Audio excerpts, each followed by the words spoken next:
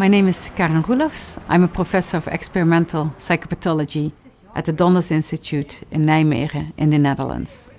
What we want to understand is the mechanisms that make someone vulnerable to developing mental health and stress-related disorders.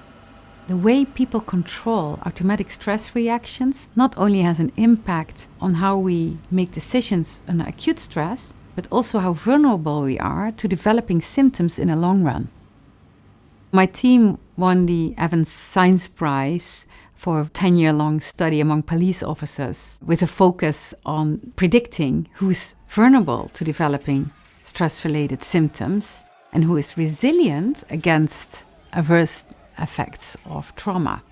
You need to do a prospective, longitudinal study following up people for a long time in order to find predictors.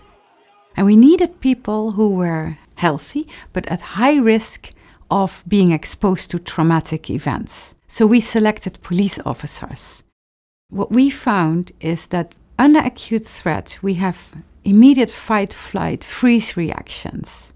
And it's the magnitude to which the frontal cortex, our forebrain, can control these automatic action tendencies, what is so predictive of whether someone is resilient 1.5 years later after trauma exposures and who is not.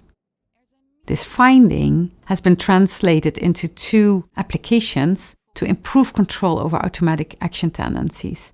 One is where we actually train police officers under stress using VR with a closed-loop system. The game changes depending on how they can control their automatic action tendencies.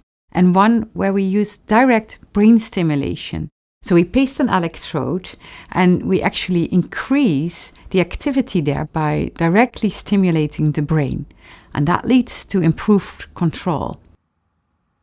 It is fantastic that we had this success and that this research won the Evans Prize. These type of prizes help put on the map slow science. Longitudinal research, it's important.